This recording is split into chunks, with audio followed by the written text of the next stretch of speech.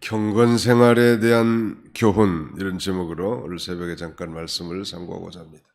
경건 생활에 대한 교훈.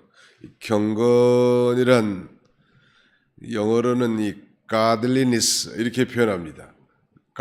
God는 하나님이죠. 그러니까 뭐 하나님다움, 또 뭐 혹은 뭐 하나님 마음에 합함, 뭐 이렇게 뭐 억지 번역할 수 있을 것 같습니다. 아무튼 이 경건,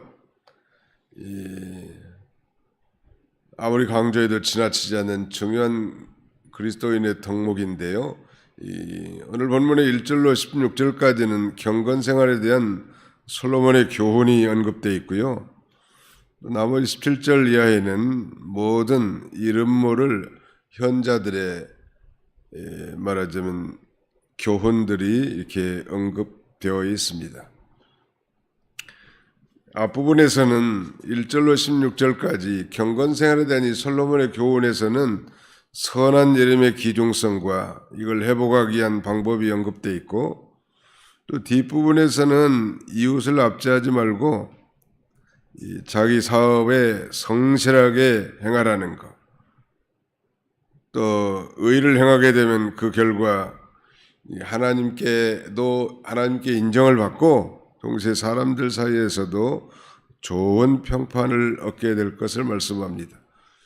그러나 각 구절마다 이 독특한 이 교훈들을 전체 포괄하기는 참 어려운 거예요. 이 잠언이라는 건 영어로는 뭐 속담이란 말인데, 이 짧은 경구를 통해서 우리 성도들에게 아주 중대한 영적 교훈을 주고, 굳이 뭐 설명을 하지 않아도 우리가 읽기만 해도 우리 영혼의 양식이 될 만한 아주 귀중한 말씀.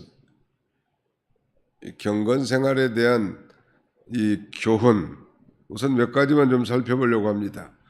22장 1절, 많은 재물보다 명예를 택할 것이요 은이나 금보다 은총을 더욱 택할 것이니라.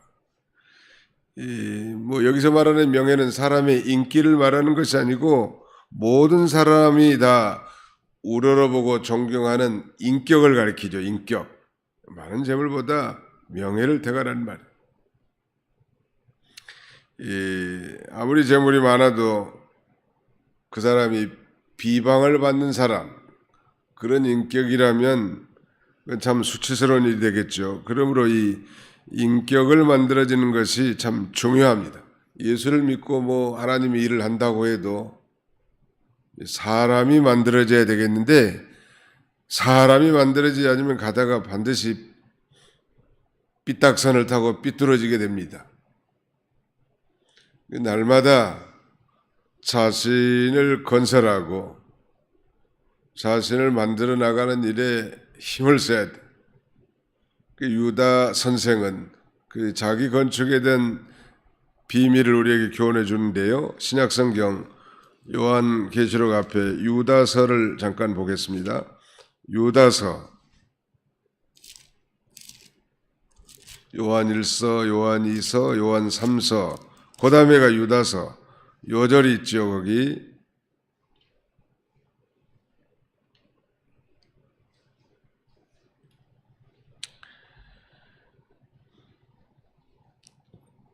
(20절) 21절 같이 읽겠습니다. 유다서 1장 20절로 21절 시작. 사랑하는 자들아, 너희는 너희의 지극히 거룩한 믿음 위에 자신을 세우며 성령으로 기도하며 하나님의 사랑 안에서 자신을 지키며 영생에 이르도록 우리 주 예수 그리스도의 긍휼을 기다리라. 거기 그 20절 하반절에 보면 자신을 세우며 그랬습니다. 옛날 성경에는 자기를 건축하며 이렇게 번역하고 있는데요. 이건 자기를 세운다는 건 자기의 신앙의 인격을 건설하는 걸 가리킵니다. 자신의 인격을 만드는 비결은 하나님의 사랑 안에서 자기를 지키라는 말. 하나님의 큰 사랑을 받은 자니까 그 사랑을 기억하면서 자신을 지키고, 또 그 다음에는 이 성령으로 기도하라는 말. 늘 성령으로 기도하라는 것은 성령의 도심을 받아 기도하라. 그런 말. 우리가 그냥 주문 외우듯이 되뇌이거나 아무 생각 없이 앉아있는 게 아니고 내 안에 계신 그 성령님의 인도와 주장을 받으면서 배운 진리의 말씀을 묵상하면서 깨달은 은혜를 기억하면서 성령으로 기도하는. 첫째는 하나님 사랑 안에서 자기를 지키는 것. 두 번째는 이 성령으로 기도하라는 거예요. 그 다음에 세 번째는 이 영생에 이르도록 우리 주 예수 그리스도의 긍휼을 기다리라. 예수 그리스도의 긍휼을 기다리는 것입니다. 긍휼. 우리가 우리의 의가 아니라 다만 하나님이 우리를 불쌍히 여기는 그런 마음. 우리가 감히 하나님 앞에 설 수 없지만 그 하나님의 긍휼 때문에 우리가 날마다 살아간 줄 알고 늘 회개하고 또 하나님의 긍휼을 호소하면서 나가는 것입니다. 그러면 인격이 조금씩 만들어진다는 말. 고상한 인격을 가진 자는 사람들도 좋아하고 자기에게도 덕이 되고 또 그 다음에는 하나님께도 영광이 된다는 말. 그러므로 아무리 많은 재물을 축적하는 것보다는 바로 명예를 선택하고 은이나 금보다 은총을 더욱 택할 것이니라. 그 사람은 은총을 덕이라고 해석한 사람도 있는데 아무튼 덕이 있는 사람이 돼야 돼. 믿음의 이 사도는 베드로후서에 팔덕을 구비하라 라고 말하면서 믿음에다가는 덕을 쌓으라는. 믿음이 뼈다귀라면 뼈라고 하면 덕은 살과 같아요. 살이 너무 빠지면 사람이 그 볼품이 더 떨어진 것처럼 이 믿음이 있으면서 덕이 없으면 그 일을 다 거르치게 된다는 말. 덕이 있어야 돼. 덕이 있는 사람을 다 좋아하는 거예요. 옳은 소리를 하고 믿음이 있는 것 같지는 하지만 덕이 없으면 다 사람들이 떠나고 그 사람을 다 싫어하고 일도 다 거르치게 되는 것입니다. 아무튼 명예를 택하고 은총을 더욱 택하라는. 여기 은총은 하나님의 은총을 가리키기도 합니다. 그 다음에는 2절에 보니까 가난한 자와 부한 자가 함께 살거니와 그 모두를 지으신 이는 여호와시니라. 빈부격차의 문제, 이건 인류 역사만큼이나 오래된 문제지만 근원적으로 이 빈부격차를 해결할 수 있을까? 공산주의는 이 빈부격차를 그 인간적인 관점에서 지주들의 재산을 강제로 빼앗아 가지고 말하자면 가난한 자에게 나눠준다고 하는 그런 이론을 갖고 있습니다. 그 자본가들, 지주들의 재산을 뺏어서 가난한 사람에게 공동생산, 공동분배한다는 그 얼마나 이론은 좋냐는 말이에요. 근데 실제로는 공산주의 보면 그 기득권들이 그 부를 다 향수합니다. 김정은이 일가, 시진핑과 같은 패거리, 그 다음에는 푸틴, 다 자기들이 다 모든 걸 다 누리잖아요. 그렇다고 민주주의가 반드시 또 좋은 건 아니더만 보니까. 우리 그리스도인들은 신주주의, 하나님이 주인이 된 정치란 말. 민주주의도 이게 21세기 와서 다 한계가 드러났고 공산주의는 벌써 파산이 났는데 아무튼 하나님이 다스린 사회가 가장 이상적인 거죠. 정말로 하나님의 사랑에 감격해서 가난한 자를 불쌍히 여기는 마음을 성도들에게 심어줘서 서로 돕고 평균케 되는 사회가 사실은 우리 그리스도인의 공동체, 마치 초대교회처럼. 오늘날 이 그리스도인들은 그렇게 살지 못하기 때문에 문제가 생기고 손가락질 당하는 것뿐이죠. 아무튼 오늘 이 본문에는 명예나 가난한 자, 부한 자, 뭐 그다음에는 부자나 빚진 자, 그다음에는 뭐 보증을 서지 말고 동업하지 말라는 등 우리 그리스도인들의 경건 생활에 폐가 되는 것들을 경계하고 있습니다. 오늘 22장을 살펴본 이유는 오늘이 8월 22일이기 때문에 그래요. 매일 한 장씩 이 잠언은 읽기만 해도 은혜가 된다는 거. 따라서 합시다. 읽기만 해도 은혜가 됩니다. 잠언 한 장씩은 아무튼 읽고, 아무튼 여기다가 앱을 깔아가지고 스마트폰에다가 길을 가다가도 들을 수 있는 거예요. 자꾸 들으라. 난 이건 이제 눈이 조금씩 새해지니까 듣는 게 더 익숙해지더라고 보니까. 1시간씩 정도 읽으면 눈이 뭐 시려가지고 이제는 힘들어져, 점점점. 이거 연세 들수록 이제는 많이 듣는 것이 중요합니다. 자, 그 다음에 4절. 겸손과 여호와를 경외함의 보상은 재물과 영광과 생명이니라. 겸손히 여호와를 경외하며 살면 반드시 하나님께서 재물도 주시고 영광도 주시고 생명도 주신다. 그 반면에 재물과 영광과 생명을 우선시하고 그걸 추구하면 그건 그 순서가 뒤집어진 거예요. 겸손히 여호와를 경외하며 사는 사람, 하나님을 두렵고 떨림으로 섬기는 사람에게는 하나님께 세 가지 선물을 주는데, 첫째는 재물도 주시고, 두 번째는 영광스럽게 해주시고, 세 번째는 생명을 주신다는 말. 6절. 마땅히 행할 길을 아이에게 가르치라. 그리하면 늙어도 그것을 떠나지 아니하리라. 마땅히 행할 길, 사람의 본분 아니요. 솔로몬은 그가 방탕한 이후에 회개하고 잠언과 전도서를 기록했습니다. 그는 전도서 말미에 사람이 마땅히 행할 길, 즉 사람의 본분을 이렇게 요약합니다. 이 일의 결국을 너희가 들었으니 하나님을 경외하고, 첫째, 두 번째는 그의 명령을 지킬지어다.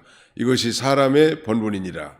첫째는 하나님을 경외하는 것, 하나님이 살아계신 걸 믿고 그 하나님 앞에 두렵고 떨림으로 섬기는 거죠. 두 번째는 그 명령, 구체적으로 뭐 십계명을 들 수 있겠죠. 하나님의 모든 말씀을 지키는 것, 이것이 사람이 마땅히 행할 길이라고. 이걸 어려서부터 가르쳐 놓으면 늙어서도 그것을 떠나지 않는다고 그렇게 말씀하고, 한 가지 뭐 늘 당부하지만 아무튼 동업을 금지하고, 그 다음에는 빚보증, 이걸 경계하고 있습니다. 왜 빚보증을 서지 말라는 건 너무 성경과 배치되는 거 아닙니까? 내 이웃을 내 몸과 같이 사랑하라고 했는데 정말 보증을 서주지 않는다면 그가 얼마나 이 고통과 괴로움을 당하겠습니까? 이렇게 질문한 분들이 있을 수 있는데, 결과를 예측하지 못하고 또 감당할 실력도 없이 이렇게 보증 서는 것에 대해서 경계한 말씀이, 우리가 정말 가난한 사람을 사랑해서 당연히 보증을 서줘야 무슨 일이 될 거 아니에요. 그러나 그런 그 손해도 감수할 마음이 있다면, 또 그런 능력이 있다면 되거니와, 자기는 뭐 실력도 전혀 없고 그러면 그만한 믿음도 없으면서 괜히 빚보증을 서줘가지고 이 비참한 꼴을 당하지 않도록 그렇게 경계하는 것이고요. 동업하지 말라는 거예요. 또 24절 보세요. 노를 품는 자와 사귀지 말며 울분한 자와 동행하지 말지니. 이거 아무튼 불평한 사람과 늘 같이 댕기면 자기도 거기에 휘말려서 불평한 사람이 된다는 거예요. 그 원망 불평하는 것도 그 습관이에요. 근데 그게 전염이 되기 때문에 거의 말하자면 동행하지 말라고 그렇게 말하고, 26절은 동업하지 말라니. 동행, 24절은 동행하지 말라는 거고, 노를 품는 자, 울분한 자. 그 다음에 26절은 너는 사람과 더불어 손을 잡지 말며 남의 빚에 보증을 서지 말라. 사람과 더불어 손을 잡지 말라는 건 동업하지 않는 게 좋은 것 같아요. 제가 동업해가지고 성공했다는 사람을 아직까지 들어본 적이 없어요. 대개 다 형제들이든지 친한 친구들이든지 결국은 다 뭐 성공도 한 케이스가 있기는 하겠죠. 그러나 저는 못 들은 것 같아요. 동업에서 다 실패했다는 말을 들은 적은 많아요. 손을 잡지 말라니. 한 사람이 넘어질 때 같이 넘어지게 되고 의견과 이해 타산이 맞지 않아서 속상하고 다투는 일이 많습니다. 그래서 어떤 부모님은 죽을 때 유언을 그렇게 한대요. 동업하지 말라고. 내가 잘못한 것이 없어도 상대방이 잘못한 것으로 인해서 넘어지기 쉽고, 특별히 이 믿는 자가 믿지 않는 자와 동업하는 건 아주 절대 금해야 합니다. 그 가치관이 다르잖아요. 사업을 하는 목적이 아무 사람이고 돈 버는 거고 재산 축적하는 것 뿐이지, 믿는 사람은 하나님의 영광을 위해서, 하나님의 나라를 위해서 하기 때문에 주일도 지키는 거고, 그 다음에 정말로 어려운 사람은 가격도 좀 깎아주기도 하고 그렇게 하잖아요. 제가 아는 그 의사분들 보면 선교사들은 공짜로 해주고 목사님들은 한 절반 가격 받고, 국내 목사님들은 가난한 사람들은 또 도와주기도 하고 그러더라. 그래도 저는 지금 이 과천에 그 애언치과로 거기 다니는데, 미국에 있을 때 그 교회 여준사님 동생이 서울대 치대를 나가지고 여기 중랑구에서 애언치과를 하다가 과천으로 이사 간 거예요. 미국에서 선교사 하다 왔다고 하니까 임플란트를 공짜로 해줘요. 임플란트를. 그 다음에 뭐 치과 치료도 돈도 잘 안 받아. 나중에는 뭐 선물도 보내고, 나중에 내가 국내 목회하니까 이제 정상적으로 돈을 냈는데, 그래도 뭐 아무튼 목사님이라고 어떻게든지 싸게 해주려고 하는. 근데 뭐 누구하고 안 믿는 사람하고 동업을 했다, 그 용납이 안 되는 거잖아요. 목적 자체가 다르단 말. 아무튼 이 노를 품은 자 울분한 자와는 동행하지 말 것. 전염되니까.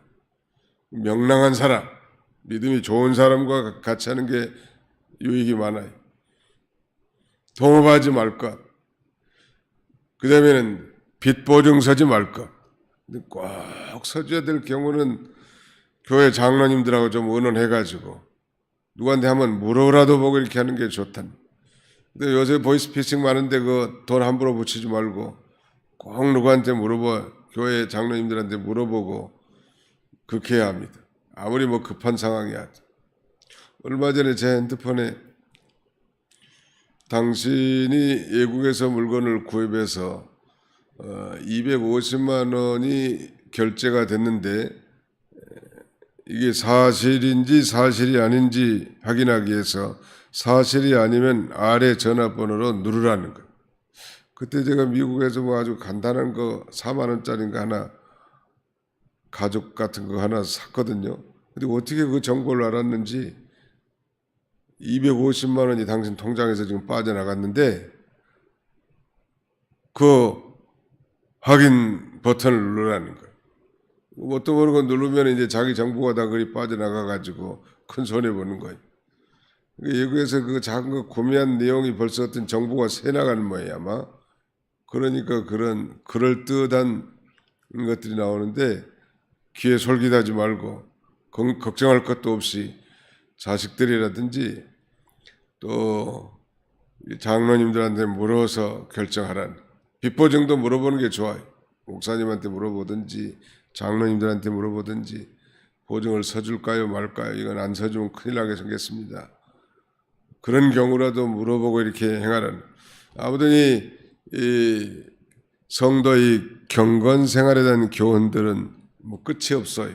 늘 읽고 마음에 새기고 또 그대로 실천하는 삶으로 믿음에 손해보지 않고 또 이웃에게 덕이 되고 하나님께 영광이 되는 삶을 사시는 저와 여러분들이 다 되시기를 주님의 이름으로 축원합니다.